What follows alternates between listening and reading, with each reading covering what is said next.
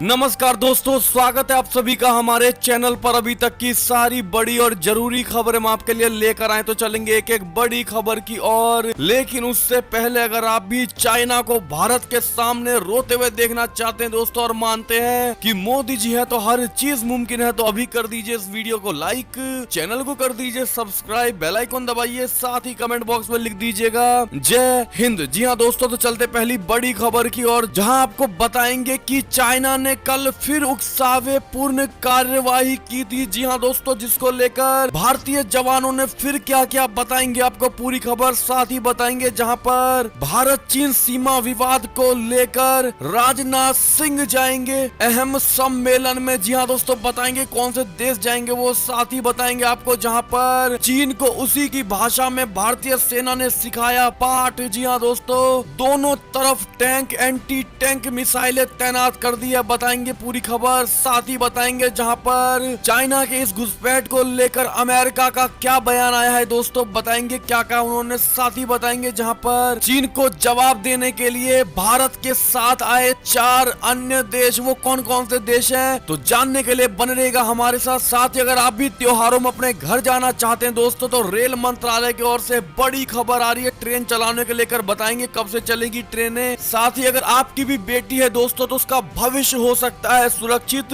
इस बड़े ऐलान के बाद आप 3 गुना पैसा कमा पाएंगे, वो किस तरह से होगा सब बताएंगे आपको, तो बने रहिएगा हमारे साथ और इस वीडियो को अंत तक देखिएगा दोस्तों। और अंत में इस वीडियो को पूरे भारत में शेयर करना बिल्कुल मत भूलिएगा। तो चलते पहली बड़ी खबर की और, जहां आपको बता दे दोस्तों कि जो अभी की बड़ी खबर आ रही है, चीन ने कल फिर की उकसावे पूर्ण कार्यवाही, लेकिन भारतीय जवानों ने समय रहते फिर दिया जवाब। जी हां दोस्तों, पूर्वी लद्दाख में एक तरफ जहां दोनों पड़ोसी देशों के बीच तनाव सीमा विवाद को लेकर चरम पर है और इसे सुलझाने के लिए कूटनीतिक और सैन्य स्तर की बातचीत चल रही है, तो वहीं दूसरी ओर चीन अपनी हरकतों से बाज नहीं आ रहा है। आपको बता दें कि 29-30 अगस्त को पेंगोंग त्सो में उसकी उकसावे पूर्ण कार्रवाई को भारतीय जवानों की तरफ से असफल करने के बाद एक बार फिर उसने 31 अगस्त को ऐसी हिमाकत की। जी हां दोस्तों, विदेश मंत्रालय ने मंगलवार को ब्रीफिंग के दौरान कहा कि 31 अगस्त को जहां एक तरफ तनावपूर्ण स्थिति को कम करने के ग्राउंड कमांडर्स की बैठक हो रही थी, तो दूसरी तरफ चीनी सैनिकों ने फिर उकसावे पूर्ण कार्रवाई की, लेकिन समय रहते भारतीय पक्ष की रक्षात्मक कार्रवाई के बाद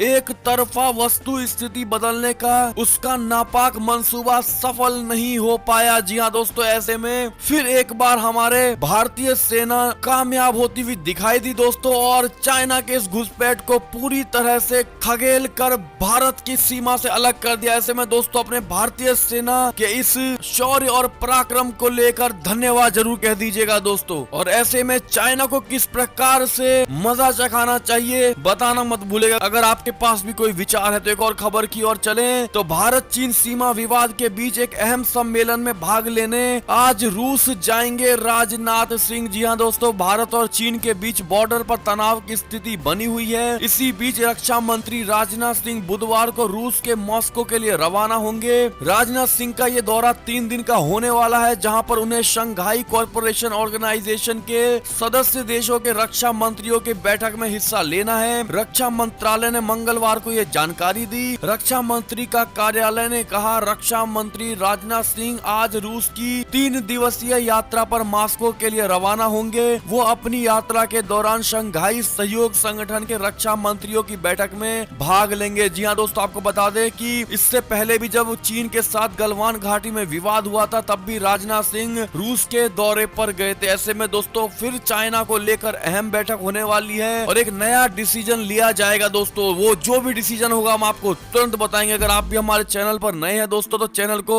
सब्सक्राइब जरूर कर लीजिए। तो अब चलते एक और बड़ी खबर की ओर, जहां आपको बता दें चीन को उसी के भाषा में भारतीय सेना ने सिखाया पाठ। दोनों तरफ टैंक, एंटी टैंक मिसाइलें तैनात कर दी गई हैं। जी हां दोस्तों, एक और खबर की ओर चले, तो अमेरिका का कहना है कि प्रणब मुखर्जी के दूरदर्शी नेतृत्व से भारत को ग्लोबल पावर बनने में मिली मदद। जी हां दोस्तों, अमेरिकी विदेश मंत्री माइक पोम्पियो ने मंगलवार को कहा कि पूर्व राष्ट्रपति प्रणब मुखर्जी के दूरदर्शी नेतृत्व से भारत को वैश्विक शक्ति के रूप में उभरने में मदद मिली मिली और मजबूत अमेरिका भारत साझेदारी का मार्ग प्रशस्त हुआ। इसके साथ उन्होंने मुखर्जी के निधन पर गहरा शोक जताया। उन्होंने कहा कि पूर्व भारतीय राष्ट्रपति प्रणब मुखर्जी के निधन से अमेरिका को गहरा दुख हुआ है। आधी सदी से अधिक लंबे बेहतरीन सफर में मुखर्जी ने एक सांसद, कैबिनेट मंत्री और दुनिया के सबसे बड़े लोकतंत्र के राष्ट्रपति के रूप में भारत के लोगों की ओर से अथक प्रयास किया है। ऐसे में दोस्तों आपको कितना खेद है हमारे पूर्व राष्ट्रपति के जाने का। श्रद्धांजलि भरी दो बातें जरूर कह दीजिएगा। एक और खबर की माने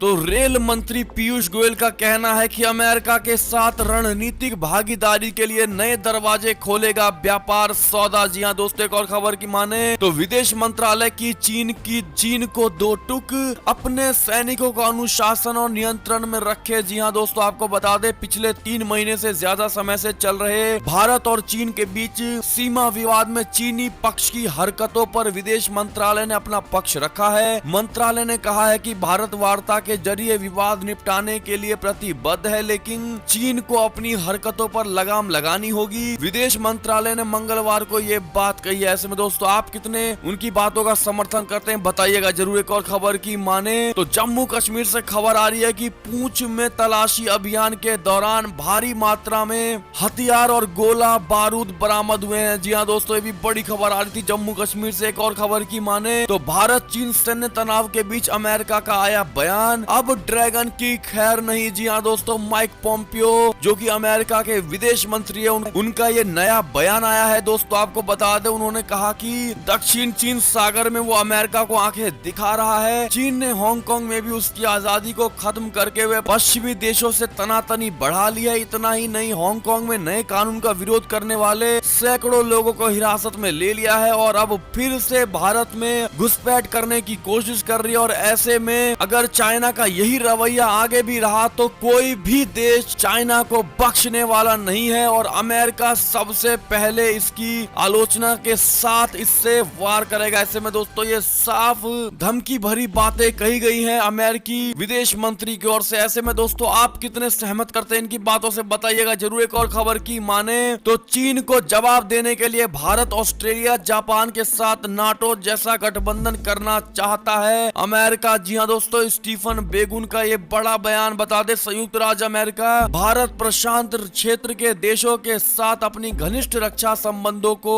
औपचारिक रूप देना चाहता है। चीन के साथ मुकाबला करने के उद्देश्य से भारत, जापान और ऑस्ट्रेलिया के साथ उत्तर अटलांटिक संधि संगठन नाटो की तरह ही गठबंधन करना चाहता है। अमेरिका के उप सचिव स्टीफन बेजगान ने सोमवार को यह बात कही है। उन्होंने कहा कि अमेरिका का उद्देश्य इस क्षेत्र में 4 देशों और अन्य देशों के साथ समूह बनाकर चीन से संभावित चुनौती को जवाब देने के लिए एक साथ काम करने का। ऐसे में दोस्तों एक और खबर की माने तो चीनी सैनिकों की इस चाल का भारत ने दिया मुंह तोड़ जवाब। कब्जे से पहले ड्रैगन साथ लाता है ये खास दस्ता। बता दें कि भारत के साथ लगती सीमा पर जब किसी गलत मकसद से आगे आता है चाइना तो वो एक मशीन और दस्ता भी अपने साथ लेकर आता है। इस दस्ते में शामिल लोगों के पास हथियार नहीं होते बल्कि लोहे के दूसरे उपकरण होते हैं। पूर्वी लद्दाख की गलवान घाटी एवं दूसरे हिस्सों में चीनी सैनिकों ने इस दस्ते और मशीनों का खूब इस्तेमाल किया है। जी हाँ दोस्तों, ऐसे में रविवार को पीएलए के सैकड़ों सैनिक जब पेंगोंग त्सो झील के दक्षिण में वास्तविक नियंत्रण रेखा को पार कर भारतीय सीमा में आ गए तो हमारे सैनिकों ने उनकी वो चाल विफल कर दी। चीनी सैनिकों की इस काट का तोड़ निकालकर उन्हें करारा जवाब दिया गया। जी हाँ दोस्तों, आपको बता दें हेलमेट टॉप पहाड़ी पर चीनी सैनिकों ने उस खास दस्ते और मशीनों की मदद से स्थायी कब्जा जमाने के लिए किला बंदी शुरू कर दी थी। ऐसे में दोस्तों भारत के इस सुनियोजित दिमाग को लेकर आप क्या कहना चाहेंगे बताइएगा जरूर। एक और खबर की माने तो पूर्व राष्ट्रपति के निधन पर व्लादिमीर पुतिन ने जताया शोक, कहा रूस के सच्चे दोस्त थे प्रणब मुखर्जी। एक और खबर की ओर चले तो चीन को उसी के अंदाज में जवाब दे रहा है भारत। डोवाल ने हालात की समीक्षा की और उन्होंने ये बड़ा बयान दिया। जी हाँ दोस्तों, एक और खबर की ओर चले तो यूएनएससी में व्यापक बदलाव चाहते हैं G4 देश, चीन पर साधा जमकर निशाना। जी हाँ दोस्तों, संयुक्त राष्ट्र सुरक्षा परिषद में व्यापक बदलाव की मांग को लेकर G4 देशों ने एकजुटता दिखाई है। साथ ही संयुक्त राष्ट्र सुरक्षा परिषद के स्थायी सदस्य चीन पर जमकर निशाना भी साधा है। दरअसल G4 के चारों ही देश चाहते हैं कि यूएनएससी में स्थायी सदस्यों की संख्या बढ़े और उन्हें भी उसमें जगह मिले। ये 4 देश भारत, जर्मनी, जापान और ब्राजील है। दोस्तों एक और खबर की ओर चले तो एक राष्ट्र एक राशन कार्ड योजना में शामिल हुए केंद्र शासित प्रदेश लद्दाख और लक्षद्वीप। ऐसे में दोस्तों आप इन दोनों केंद्र शासित प्रदेश को बधाई जरूर दे दीजिएगा। एक और खबर की माने तो ड्रैगन की चेतावनी, कहा एक चीन नीति को चुनौती देने वाले को भारी कीमत चुकानी पड़ेगी। ऐसे में दोस्तों आप चीन की इस धमकी को लेकर क्या जवाब देना चाहेंगे, बताइएगा जरूर। एक और खबर की माने तो लेबनान में नई सरकार बनाएंगे अदीब, फ्रांस ने निभाई भूमिका। जी हाँ दोस्तों एक और खबर की ओर चले तो अमेरिकी विदेश मंत्री ने कहा कि चीन पूरी दुनिया में स्वतंत्रता को कम करने के लिए काम कर रहा है। जी हाँ दोस्तों एक और खबर की माने तो पाकिस्तान से बड़ी खबर आ रही है कि पाकिस्तान कोर्ट ने नवाज शरीफ को आत्मसमर्पण के लिए दिया आखिरी मौका। बता दें कि पाकिस्तान की एक अदालत ने पूर्व प्रधानमंत्री नवाज शरीफ को उनके खिलाफ भ्रष्टाचार के मामले में सुनवाई के लिए 10 सितंबर को आत्मसमर्पण करने और पेश होने का मंगलवार को आखिरी मौका दिया। ये जानकारी मीडिया में आई खबरों से मिली है। जी हाँ दोस्तों एक और खबर की माने तो अमेरिकी राष्ट्रपति डोनाल्ड ट्रंप का कहना है कि अगर जो बाइडेन राष्ट्रपति बने तो अमेरिका में क्रांति आ जाएगी। जी हाँ दोस्तों आपका क्या मानना है इस पर, अपनी राय जरूर दीजिएगा। अगर आप भी यही मानते हैं दोस्तों तो आप कमेंट सेक्शन में लिखिएगा कि अगली बार अमेरिका में ट्रंप सरकार। एक और खबर की माने तो झूठी अकड़ की खुली पोल, अपने ही घर में इन 3 गंभीर समस्याओं से जूझ रहा है चाइना। जी हाँ दोस्तों आपको बता दें चीन के बैंक लगातार संकट में चल रहे हैं, वहीं तेल कंपनियों की हालात भी खस्ता है। चीन में खाद्यान्न संकट भी बढ़ रहा है, लेकिन इन सब के बावजूद चीन भारत के लद्दाख पर कब्जा करने के लिए अलग अलग रणनीति अपना रहा है, जिससे उसे हर बार मुंह की खानी पड़ रही है। जी हाँ दोस्तों चीन के 5 सबसे बड़े बैंकों ने पिछले 1 दशक में सबसे बड़ा नुकसान हुआ है। इसकी सूचना बैंकों ने सरकार को दी है। जी हाँ दोस्तों ये 5 बैंक के आप नाम देख पा रहे होंगे। ऐसे में जब अपने घर में ही हालात नहीं सुधरे हुए दिखाई दे रहे हैं दोस्तों, फिर भी देशों से लड़ने के लिए चाइना आगे आता दिखाई दे रहा है, जिसको लेकर अगर आप भी ये कहना चाहेंगे कि चाइना को अपने नागरिकों से मतलब नहीं बल्कि सिर्फ दूसरे देशों के जमीन हड़पने से उसका पेट भरता है दोस्तों, तो बताना मत भूलेगा। एक और खबर की माने तो लद्दाख में जारी गतिरोध के बीच चीनी विदेश मंत्री वांग यी ने एक दूसरा बयान दिया, जिसमें भारत चीन की सीमा निर्धारित नहीं है। उन्होंने कहा कि हमेशा समस्याएं बनी ही रहेंगी। जी हाँ दोस्तों एक और खबर की माने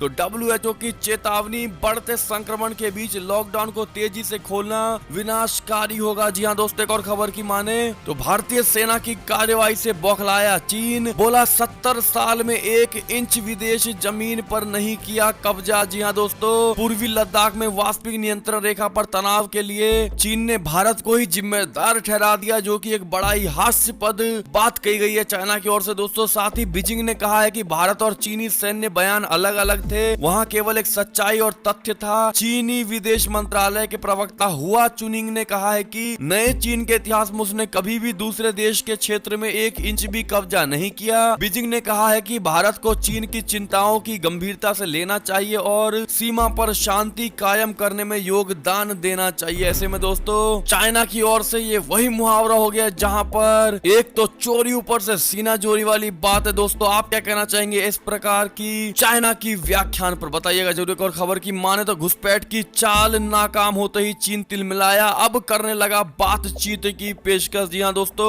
हर तरीके से चाइना को लेकर ये बड़ी खबरें आती जा रही है जो हम आपको बताते जा रहे हैं दोस्तों। एक और खबर की माने तो अनलॉक 4 को लेकर यूपी में साप्ताहिक लॉकडाउन को लेकर योगी सरकार ने दिया नया आदेश। आपको बता दें कि अब उत्तर प्रदेश के मुख्यमंत्री योगी आदित्यनाथ ने अनलॉक 4 लागू होने के बाद ऐलान किया है कि बाजार सुबह 9 बजे से रात्रि 9 बजे तक खुलेंगे। प्रदेश में बाजारों की साप्ताहिक बंदी रविवार को निर्धारित की जाएगी, जो कि अब तक हर सप्ताह के शनिवार और रविवार को लॉकडाउन लगता था दोस्तों। अब इन्होंने शनिवार खत्म करके सिर्फ रविवार ही रखा हुआ है। ऐसे में ये नया आदेश जारी किया गया है योगी सरकार की ओर से। इस नए आदेश का आप कितनी सराहना करते हैं दोस्तों, बताइएगा जरूर। एक और खबर की माने तो बीजेपी और जेडीयू ने साधा लालू यादव पर निशाना। जी हाँ दोस्तों केली बंगला से एक्टिव हुए लालू यादव को जेडीयू और बीजेपी ने घेरा है। जी हाँ दोस्तों बता दें बिहार चुनाव की सरगर्मियों के बीच रांची में जिस केली बंगले में राष्ट्रीय जनता दल सुप्रीमो लालू यादव रह रहे हैं, उसे लेकर जेडीयू और बीजेपी ने सवाल उठाए दिखाया है। जेडीयू के केली बंगले में लालू यादव के रहने को जेल मैनुअल का उल्लंघन बताया है। जी हाँ दोस्तों, इस पर आपकी क्या प्रतिक्रिया है जरूर बताइएगा। एक और खबर की माने तो बिहार चुनाव से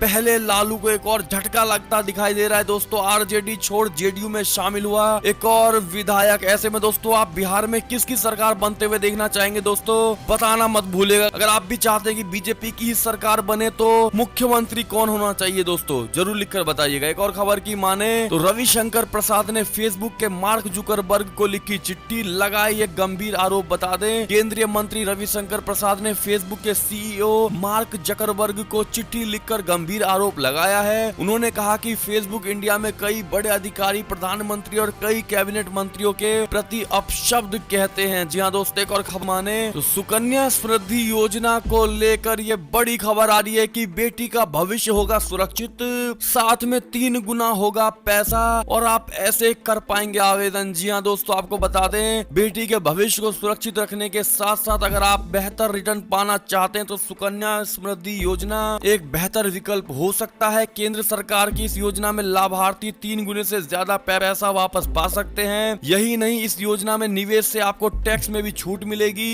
इस योजना के तहत आप कम से कम 250 रुपए की राशि से खाता खुलवा सकते हैं। हालांकि इस योजना के तहत आप सालाना ज्यादा से ज्यादा 1.5 लाख रुपए की राशि जमा कर सकते हैं और 21 साल बाद आपको करीब 68 लाख रुपए तक का रिटर्न मिलता है। ऐसे में दोस्तों ये बहुत बड़ा और बहुत सही अमाउंट है आप मध्यम वर्गीय लोगों के लिए। इसमें आप में से कितने ऐसे लोग हैं जो सुकन्या समृद्धि योजना में अपना अकाउंट खुलवाना चाहेंगे दोस्तों, बताना मत भूलिएगा, ताकि हम आपके लिए विस्तार से इस खबर की पूरी जानकारी लेकर आएंगे। एक और खबर की माने तो नोएडा वालों के लिए खुशखबरी, जेवर एयरपोर्ट से दिल्ली तक चलेगी अब रैपिड ट्रेन। जी हाँ दोस्तों, एक और खबर की माने तो सुरेश रैना के भाई ने दुनिया को किया अलविदा, कहा सीएसके का साथ छोड़ लौटे खिलाड़ी ने पुलिस से की मदद की अपील। जी हाँ दोस्तों, एक और खबर की माने तो आईपीएल 2020 से बाहर हो सकते हैं बेन स्टोक्स। अगर कारण की बात करें तो राजस्थान रॉयल अपने सबसे अहम खिलाड़ी बेन स्टोक्स को लेकर चिंता में है। दरअसल आईपीएल के लिए उनकी मौजूदगी को लेकर सवाल उठने लगे हैं। बता दें कि बेन स्टोक्स अपने घर न्यूजीलैंड वापस लौट गए हैं। उनके पिता ब्रेन कैंसर से जंग लड़ रहे हैं, जिस वजह से स्टोक्स उनके पास लौट गए। स्टोक्स ने पाकिस्तान के खिलाफ